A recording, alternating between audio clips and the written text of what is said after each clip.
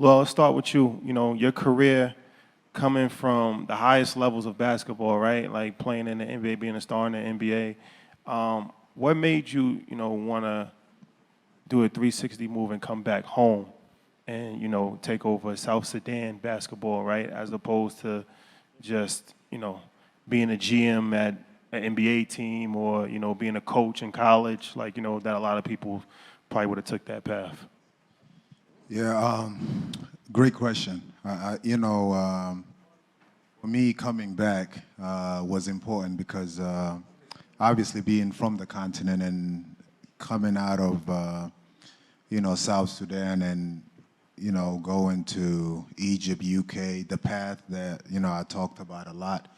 But it's important because I remember, just to go back, my first time back in South Sudan was 2010. Right before the independence. I remember Amadou had a vision of, us doing basketball camps in 5 or 6 different countries every summer.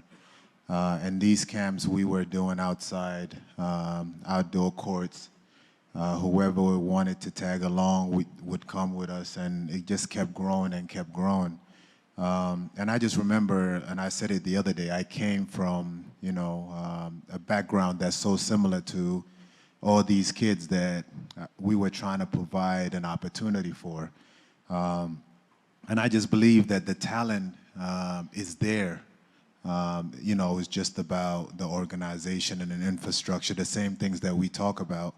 And I've just got to have, I've learned so much from basketball, whether it's my high school coach, whether it's playing for Coach K, whether it's playing in the NBA for Scott Scout, Thibodeau. And as a player, I always try to read the game.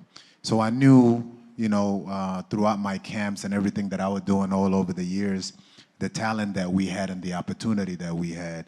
And it was always been my dream, to put South Sudan in the map. But also to promote basketball and just to show people the potential in the continent. And the timing was just right. When I retired, BAL obviously was, on its way, and I just knew that there was going to be a lot of focus within the continent with the game of basketball. I was part of the NBA game in South Africa. I just seen, the growth of it to where we are here now today, and I wanted to be a part of it, but also to have my input and what I can do. And South Sudan, obviously everybody knows the story, but when I took over that program, I knew that it's a lot to be done, but the one thing that I knew was that if we were able to have a great national team and compete, it will obviously bring excitement and joy to the whole continent, but it will also raise a lot of questions that needed to be answered. And we're still working on those, on how do we get there. So I knew right away as soon as I retired, I needed to be back here and kind of put in my blueprint. And we thank you for that, my brother. Claire, let's talk about where we're at today. 5 years at the BAL, congratulations. Not one person clapped, I'm not sure why. But talk about the vision for it, right? When you created the idea or coming up with the idea, there was a vision, a blueprint for it. I wonder, as you look 5 years post that, has it met your expectations? Has the development gone according to plan? What have been some of the struggles into this 5-year anniversary of BAL?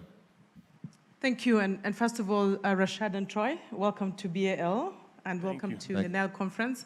And thanks to all of you that are still here. We talked about resilience. You're such a resilient audience. You've been here the whole day. But back to your question. So when NBA decided to invest in Africa, I think there were a number of things that were obvious. One of them that has been said throughout the day is that there's talent in Africa. In fact, today in NBA, about 10% of our players have either directly or indirectly some links to the African continent. Either one of their parents or both their parents are from the African continent, 10%, and that's about 50 players. So already there's talent that's making its way to the NBA. Now imagine if we were to be intentional about identifying, harnessing that talent, I think those numbers would be even more, because Africa, as has been said the whole day, has talent. But also we know that not everybody can go and play in the NBA. The NBA is about 500 players, and we have 1.5 billion Africans with a lot of talent, and not everybody will have a chance to go there. So how do we create opportunities for African players or talent to stay on the continent and play professionally in a league such as the BAL that we have here? And that was one of the thought processes that went there. But also, for those of you who are great fans of NBA, you know that you have to wake up early in the mornings. My husband is one of those who always wakes up 2 a.m., 3 a.m., 4 a.m. to switch on the lights and watch a basketball game. But when you're here, you watch a basketball game in normal hours, right? At 2 p.m., at 7 p.m., and you can go to bed in normal hours.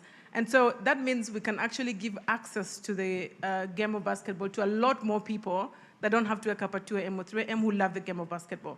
So bringing that opportunity as well to our fans to give them something that they can interact and access was also very, very important.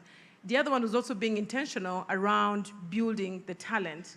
I mean, we've talked about NBA Academy. You've heard about some of the players, Kaman Malwach, that was talked about in the previous panel, and a couple of others, Ulrich Chomchi, who is playing for Toronto Raptors. All of them went through NBA Academy, and we expect to see even more coming out of that. We have other talent, programs that we work very closely with, like Seed Academy that Amadou founded in Senegal, that has had a kind of good relationship with the NBA Academy in terms of supporting to nurture the talent in a much bigger scale. So all of that is really about how do you identify the talent. But the last thing is something that my deputy commissioner likes to talk about, Mark Tatum. The first conversations they had when they came to Africa at the time, more than 5 years ago, with heads of state, with policymakers, and it became very clear to them and the NBA that if you're going to positively impact Africa, you need to think about the youth of Africa. And what do the youth of Africa need? We've had statistics like 70% of the African population, which is 1.5 billion people, are young people below the age of 30. And so if you're going to really impact Africa, you have to think about the youth, and you have to think about how to support the creation of jobs for this youth. So outside the court, apart from the talent, those that will play basketball, also creating economic opportunities that will support the youth to get jobs and to support this ecosystem of basketball. By having the BAL in Africa, in the countries that we play, today we play in 4 countries. Our vision is to play in many, many more countries. And you can only imagine when we play in many more countries, the impact will be even more. But today, $250 million, 37,000 jobs in just 4 seasons. Imagine how much more transformation we will do if we play in 40 countries instead of 4 in the next 10, 20 years. You can just imagine.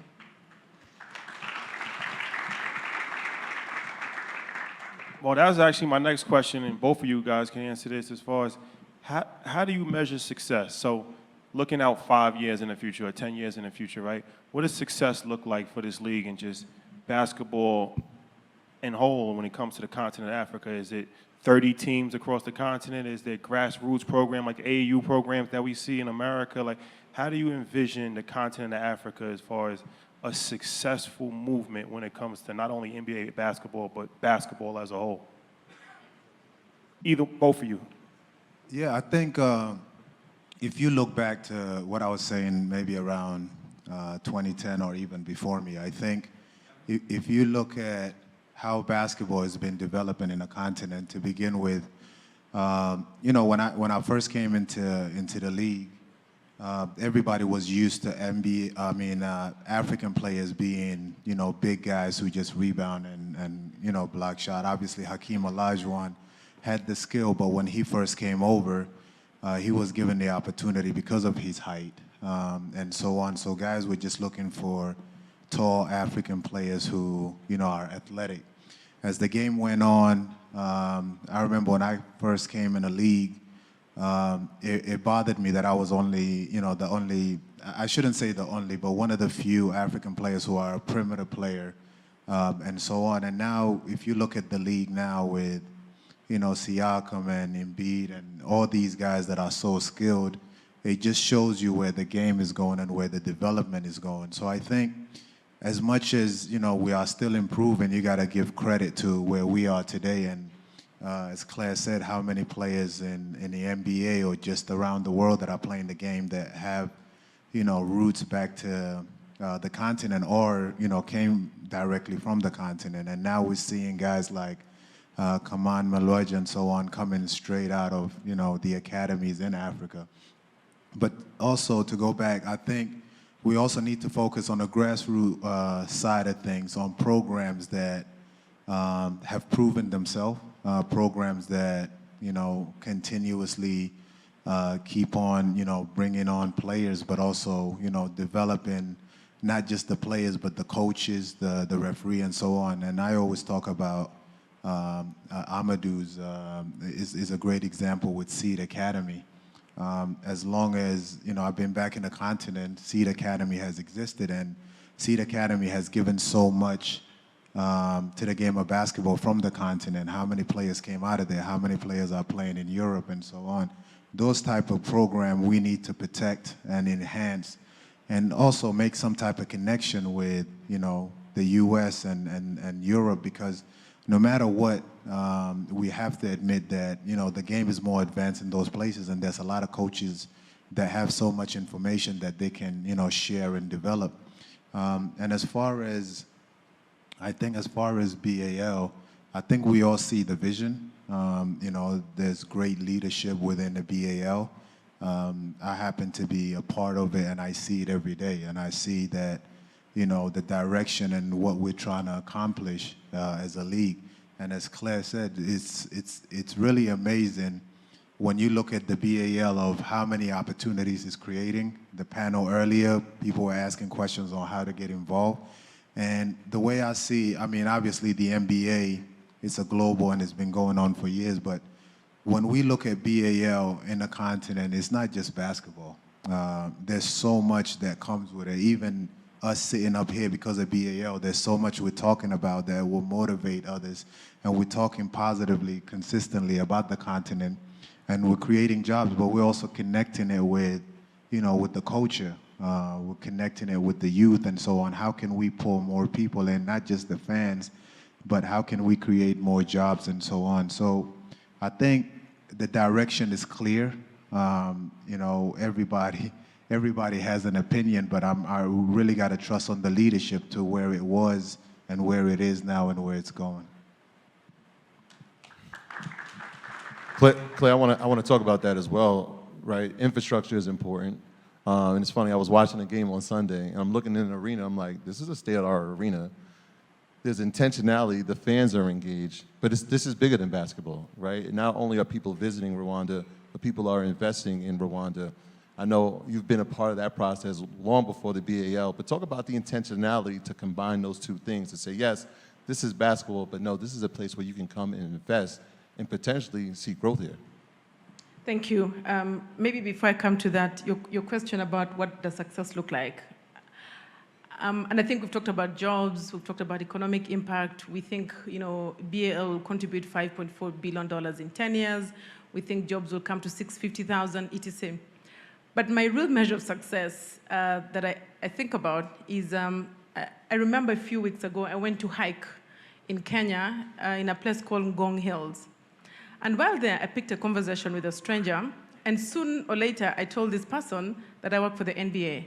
And then she called her son quickly and said, this lady works for the NBA. And then the son says, oh my God, you work for the NBA, National Basketball Association? I said, yes. And then he said, have you met LeBron James? Can you connect me to LeBron James?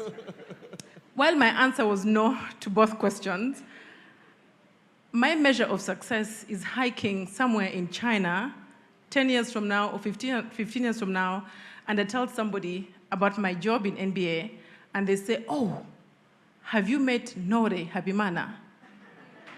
Have you met Washira from Nairobi? Have you met Haruna from Dakar? And I say, and I hope then I can say yes to both answers. And yes, I can connect you to Haruna, to Nore, and to those other. Because in China, they're watching BAL, and they're following every season of BAL. So that is my measure of success many years from now. But maybe back to your question around intentionality. I think one of the reasons that the BAL partnered with Rwanda at the very beginning was because we found that we had a meeting of minds in how we were intentional about bringing something new to African funds. We had a vision as BAL to start a league, but to do that, we needed countries to invest, or even investors to invest in infrastructure, in arenas, but also everything around basketball, the teams, the federation, etc. But we also knew that by coming to the market with NBA BAL was a big incentive for countries that had similar minds to invest in it, because they trusted NBA with the track record that NBA had done, and they would trust what NBA was going to do with the BAL as well. And so, a few years down the road, when you look at Rwanda, for example, I mean, yes, I saw from the beginning when BAL came, when we were thinking about what are we going to do with BAL. And if you look at it today, not only has Rwanda hosted 5 seasons, the economic impact has been great. I think we've talked about that.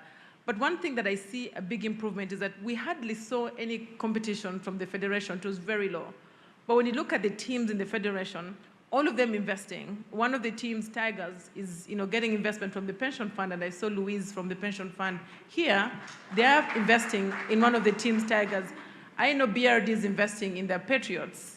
Reg, among other teams, are also getting investments from the local companies in Rwanda, whether it's development banks or pension funds. And all of that is helping the level of competition at the local level go up. And when I meet the Tigers team, they're like, did you see that now we've come to number 2 from number, close to 10? And they're like, wait, next year we're going to come to BAL. That is the level of competition we're seeing, not just in Rwanda, but in federations across the countries where we play. And whether it's Senegal or Morocco or Egypt or Rwanda, the level of play, I think, has been incentivized, among others, by the BAL being there. But we also know that in addition to building the talent or building this ecosystem, infrastructure is very key. And today in Africa, can you believe that there are only 5 arenas in the whole of Africa, in the 54 countries of Africa, that are ready to receive an NBA or BAL game? Can you imagine that? Just 5 out of the 54 countries. But there are many others that could just do with some work and renovations, improvements, refurbishments that could bring the number much higher. The good news is that when we speak to heads of state, when we speak to the ministers of sports, when we speak to investors, more and more of them are seeing that investing in infrastructure and investing in sports is actually a good business for them. And I believe that in the next few years, we're going to see more arenas. I know Benin is building one, Lagos is building one, Angola's renovating one, and we're going to see many of those coming up across the continent. And this is how we're going to see the economic impact and the talent impact grow even much more than we've seen today. For sure. Well, talking about investing in real estate, Luol, I know you're an avid real estate investor. We have a mutual friend, David Gross. So what is your thoughts as far as investment on the continent? What are you currently involved in, and what's your thoughts on real estate? Yeah, this turned real quick. I think right now is the right time to really invest in the continent. I know that as people who invested in the past, but there's a lot of great opportunities. The most important thing that I've learned is understanding in my situation that the rules are completely different. At the end of the day, there's an agenda and a perspective that's made on the continent that keeps a lot of people shy and keep a lot of people away.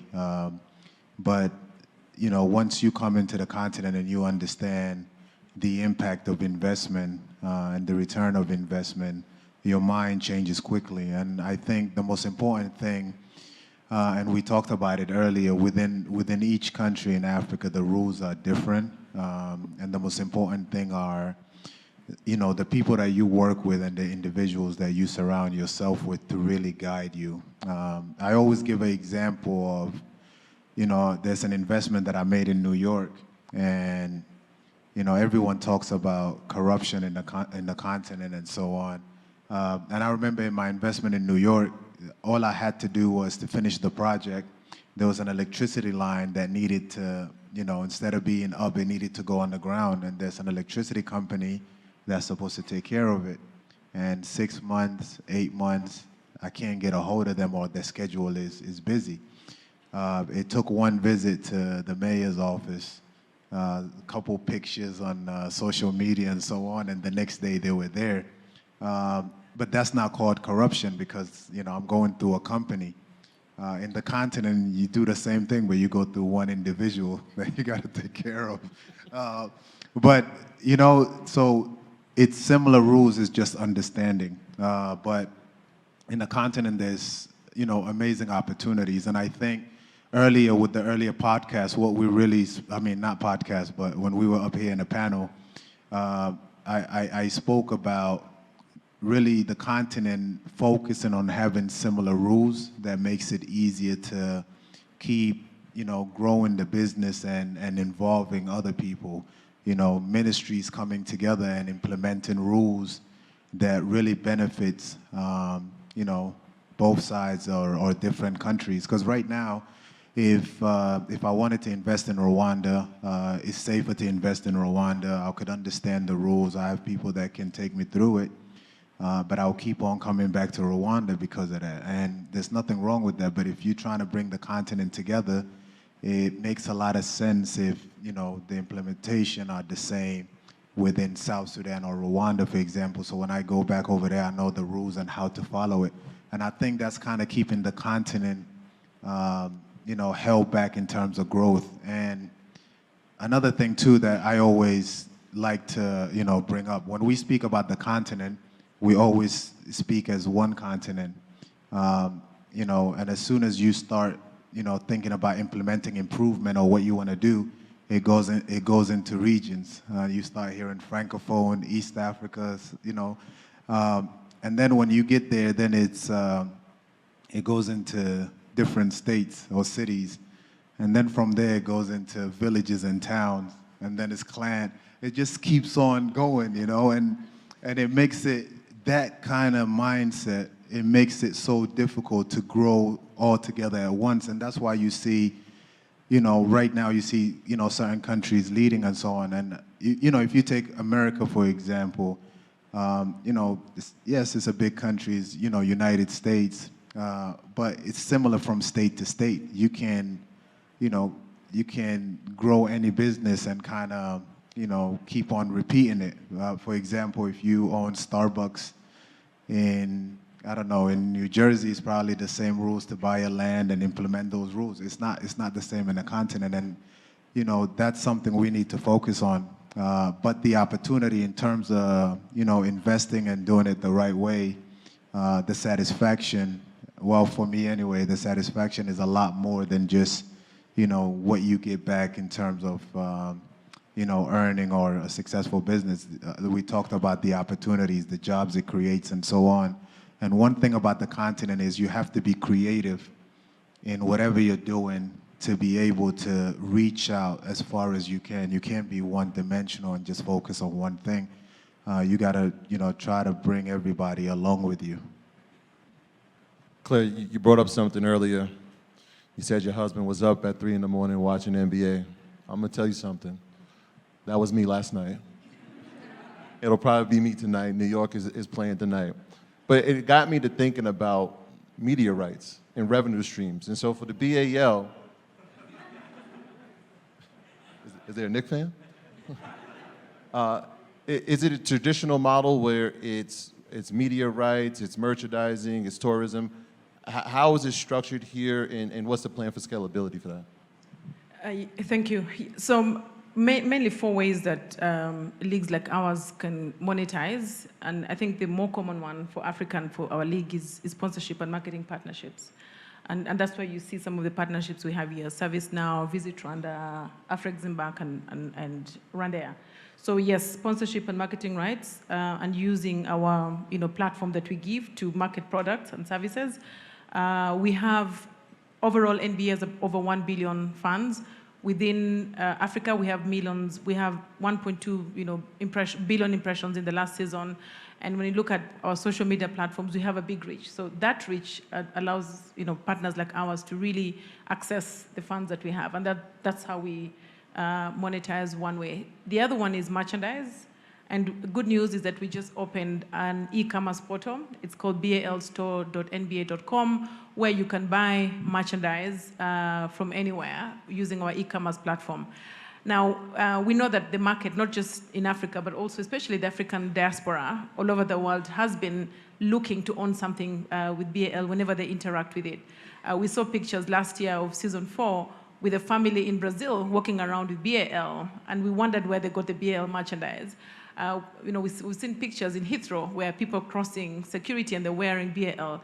And those anecdotes showed us that there's really appetite for consuming BAL beyond the African market, but also with especially the African diaspora all over the world, who are really big. In fact, one of the statistics that a colleague of mine shared with me is if you take out China and India, the African diaspora is the 3rd country in terms of population globally. So interacting with that market as part of what we have to offer as BAL continues to be important for us. The 3rd one is ticketing. When you come to watch games, every year we see ticketing revenues go up because more and more fans are coming to watch our games and paying to watch our games, and that has been really important as well. Now, the media market, obviously as well, is a big part of sports leagues. It's a growing aspect in Africa. Whether it's pay TV, it's still very limited in terms of the coverage. Free-to-air, many of the free-to-air broadcasters are national and therefore kind of free access in the countries where they serve. But we see that changing. And I think when you say, what does the future look like? One of the areas we see the future changing is very much around what Luol talked about, which is integrating markets in Africa. I think the more integrated markets are, the more integrated services are, the more integrated we can be, the more you can actually use platforms to provide, whether it's streaming or broadcasting to markets across the continent. Now, people like to say we need to integrate Africa more, and we really do need to. We've talked about the African Continental Free Trade Area. It's a big aspiration to really break down all these barriers so we can trade as one market. But a lot has to be done for that to happen, and I think Luol touched on a couple of those. How do you register business in Rwanda and be able to give your services across the 54 countries? That's not happening yet today. How do you get a license to broadcast in one country and broadcast in many countries so you can actually access a much bigger market on the continent? Those kinds of things need to be solved so that we can actually provide services across the continent. The good news, I think, especially for media rights, is what we see in some of what the telcos are doing. If you give an example of MTN, 300 million subscribers across the continent, I know that they're thinking about using that platform that already is connected by subscription all over the continent to provide content such as content that we would be interested in. So I think that's going to change, and I think we're going to see more access to media, more media integration, and media contributing a lot more than we're seeing today. And for me, the future is bright.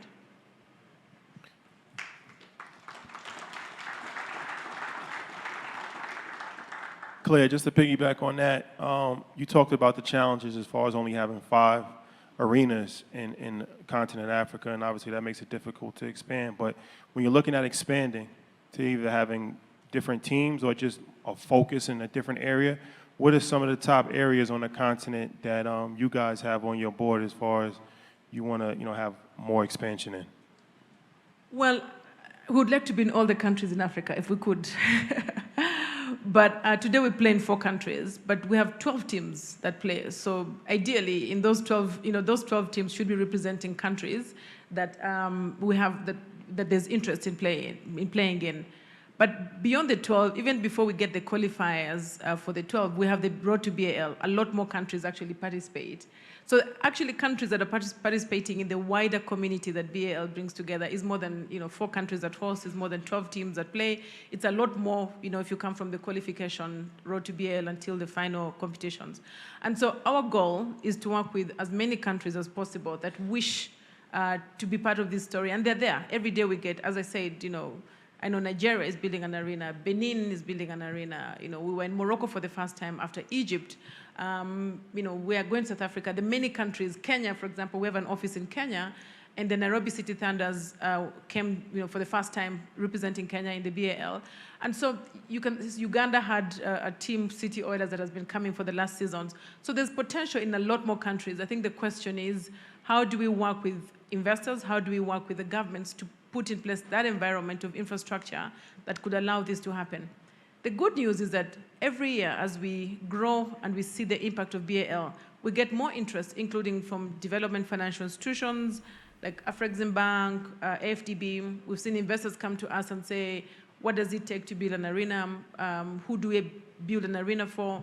And I think that's going to change. I really think that over the next 5 years, you're going to see a lot more standardized arenas than you've seen today, and that's going to allow us to play in as many countries as we could. Our goal is to have many countries come to be part of the BAL experience. Luol, a lot of times we see players retire and they struggle to find their purpose after they've left playing the game. You haven't quite had that issue. Rashad talked about your investment portfolio in a sense and how you've been doing with that, and obviously coming back here and taking over the Sudan program. I wonder how influential it is amongst your peers, right? The guys that you used to play with, colleagues, because not only were they players, but they could potentially be investors going forward. How influential have you been in inspiring them, and are they curious about what's happening here in BAL? I know Roy Ali is coaching with you. I've seen you come here with Joachim a few times. How's that been? No, great question. I think, first of all, I hope, that I am inspiring them. I've been inspired by, people before me and so on. I think for me, the continent is in a different place than it was in the past. Part of it could be just how connected the world is now with, the internet and so on and social media. And I think people are getting positive stories and putting positive stories out there. I think, in the past, there's been, like I said before, there's this, the image and understanding of the continent hasn't been well represented as it is now. For me, it was a lot easier to continue. A lot of people see after I retired, taking on the national team. But throughout my whole career, I was really focused on, basketball camps and, growing the game in the continent, going back, coming back and spending time and so on. So I knew even before I retired that I was going to be involved a lot more. To be honest, I wasn't planning to be the president of Basketball Federation in South Sudan. It's just the timing of it. And just to give you a quick story, the way I looked at it was, if I became the president of South Sudan Basketball Federation, I was just going to focus on the basketball team. But that's not the case. As the president of Basketball Federation in South Sudan, I have to focus on every state in South Sudan. We're the youngest nation in the world. We don't have a single basketball indoor court as of today. All the success that we've had in 3 years, we've never practiced at home. We were lucky, we're fortunate, and thanks to Rwanda, we spend most of our time here preparing before we go anywhere to play because of the facilities that they have. So like Claire said earlier, only 5 countries that have that kind of facility. It discourages a lot of people from coming back. And those are the things that we have to change. I think, like you said, Royale, IV, and so on, and as you see now in the BAL, a lot more players are coming back and want to be in the continent. And beside the basketball game, and earlier, some people talk about how good the court is and so on. So those are positive images that we're putting out and talking about. But most important is, when they come to the continent, it completely changes them.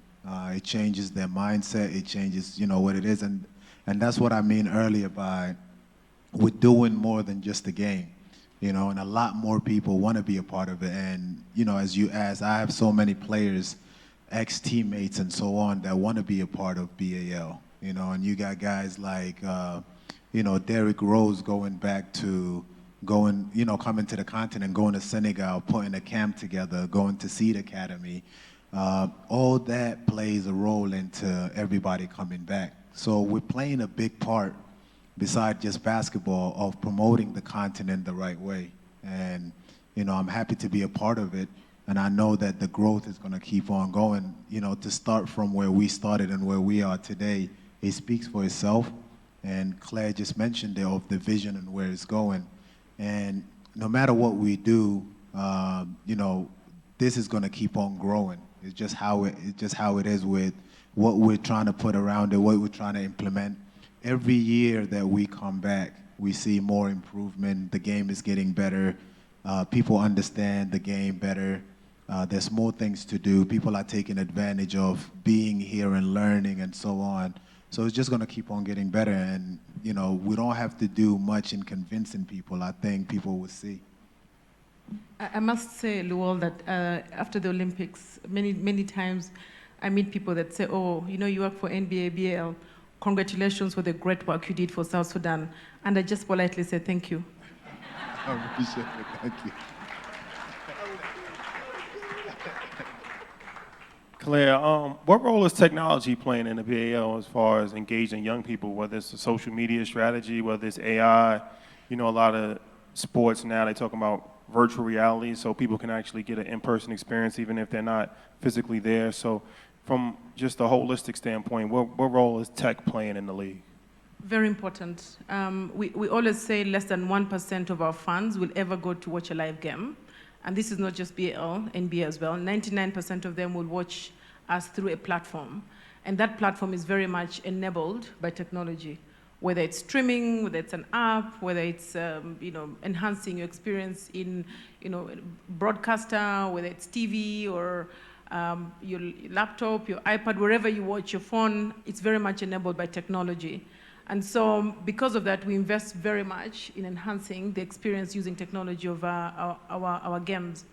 But also, this is also why, as we think about the wider, you know, touch points beyond, you know, viewing games or watching games, we also know that solutions and experiences of different types can actually make the experience much better. And this is why we invested in the Triple Double Accelerator that you heard about earlier, because we knew that if you're going to enhance the experience of a fan, you know, interacting with our games, technology and continuously making that better, enhancing how you buy a ticket, how you get notifications of games, how how you scout, you know, talent across the continent, you know, merchandise. I think we saw examples of merchandise. There are very many aspects that can allows, you know, technology or innovation to make it easier for fans to experience the game of basketball or sports in general. And this is why, again, technology remains something that is a focus area. We always talk about sports tech, basketball, and technology. We brought in the Triple Double, and I think that's always going to be important because, again, one way to enhance the experience of a fan is using technology, including new tools such as artificial intelligence. We know a number of teams are using artificial intelligence to really get data, analyze data, and predict some of the performances of their teams and talent on court. So all this is extremely important, and technology remains a very close interactor with sports and basketball in particular. It's been 5 years. I wonder how you see the next 5 years for the BAL. And the partnership with the NBA is interesting. I remember watching a young Luka Doncic playing against OKC because they went there for preseason. Is there a vision to have that kind of cross-border situation where you got teams going to play in the States or maybe playing in the Euro leagues or in China so that more eyes can see the talent and see the growth of this league? Or teams come to Africa. Or teams coming to Africa? Maybe even better. We don't rule that out. I mean, I think you had NBAs exploring a league in Europe. Of course, there's NBA. Now we have a league already operating 5 years in Africa. And yes, we look forward to a future when we can have these regional competitions. It's not happening yet, but we don't rule out that in the future. And we hope that we can actually give that experience across the different parts of the world. So, Luol, we got to talk about that Olympic situation. So, almost one of the greatest upsets in the history of sports, not just basketball. You got, in my opinion, that's arguably the greatest team ever put together when you have LeBron, you got Steph Curry, you got Kevin Durant, and, man, you guys took them to the wire. How was that moment for you? How was that moment for your country? How was that moment for you know, the whole entire region, the whole entire continent? No, it was amazing. You know, honestly, to play against, you know, all these guys. First of all, it's a dream for our players to play against, you know, their heroes, their superstars, and so on. And you know, having LeBron, Steph, and Durant, like you said, it made that team arguably one of the best teams, you know, ever put together. I think for us, and you know, when I look back at it, it became more than a game. You know, it started with developing the team and putting a team together to compete. You know, and then we realized that if you look at the Olympics, only one African team makes it as of now. And, you know, I said that needs to change. I think it will change eventually as, you know, the teams are getting better. If you look at the World Cup, it's 5 teams that make it out of 54 countries. So it's whoever goes is representing the whole continent, not just the country. And for us, it's such a young program that we put together, and all these guys can play, but they just never had the opportunity.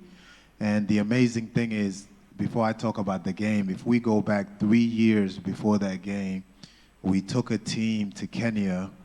When we first, you know, put the federation together, we took a team to Kenya, and not a single person in that team had, you know, a job or playing professionally. That's 3 years removed from, you know, playing against the U.S.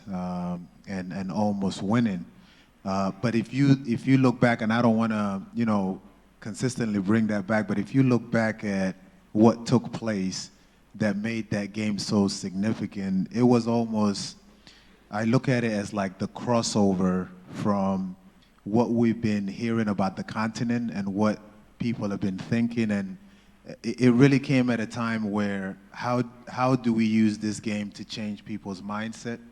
And I don't want to go into it, but, you know, certain individuals were speaking, you know, about the South Sudan team, but speaking about Africa in such a, you know, a negative way, but it showed, you know, it showed the lack of connection, but also, you know, just knowing what the continent or how far the continent has come. If you go back to some of the things they were saying, I didn't respond, but I took it as an opportunity. I didn't know that we would come close to winning that game, or, you know, Amadou knows we won that game because there was a foul at the end, but, you know, we're not going to get into that. But, you know, the way everything happened, I think we used it as an opportunity to kind of let everybody know that, one, you know, Africa is not what you've been, you know, told or what you've been seeing. This is like the turnaround for you to use your social media, use your network, learn more about the continent. Because some of these guys were speaking about, you know, not having shoes and so on, which is so stupid, but, you know, and also, you know, to come that close to winning that game.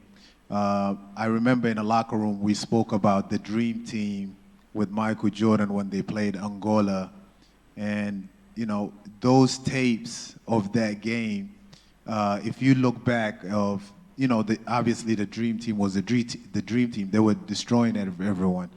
But if you go back and really listen to the U.S. against Angola, it was just about, you know, an African team who barely practiced. Those things are not good for us in the continent, and those are the things that we're trying to change.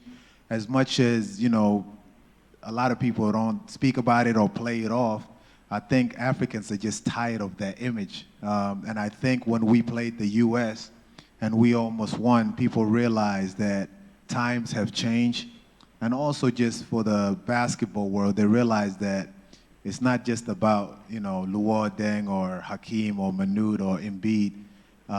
You know, there's a lot of talent in the continent, and they're catching up. Because it's been about Europe catching up, but Africa's catching up.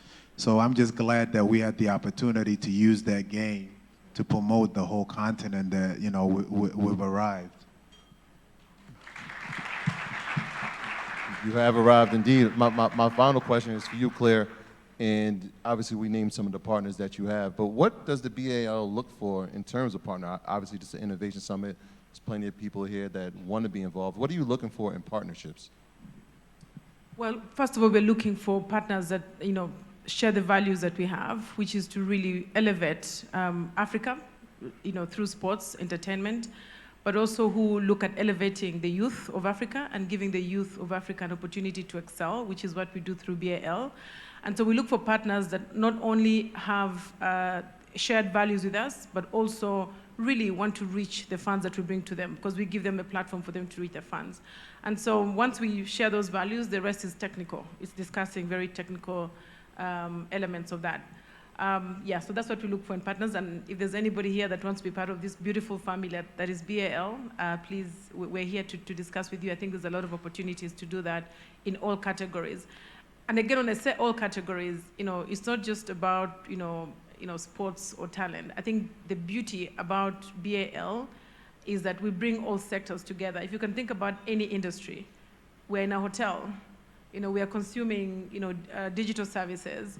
You flew here, it's aviation. You're going to eat, agriculture is affected. Every sector, every industry you can think about somehow contributes or sports catalyzes. When I was in Ivory Coast last week, somebody asked me, about mining, because I tried to show how every industry benefits from mining, from sports, and they kind of tried to challenge me about mining, and I told them, no, the trophy and the rings and the medals, mining also has a role to play in sports as well. But let me just finish by saying, I think that what we really want to see is more people coming to watch BAL games when they happen, because that's when you show the best of Africa. You see beautiful countries, you see that they have shoes, you see that they have clean roads, you see that they have electricity, you see that it's actually a very beautiful place, in many ways, maybe even more beautiful than where you're coming from with all those biases. And so sports, I think, is one way to elevate the best of Africa.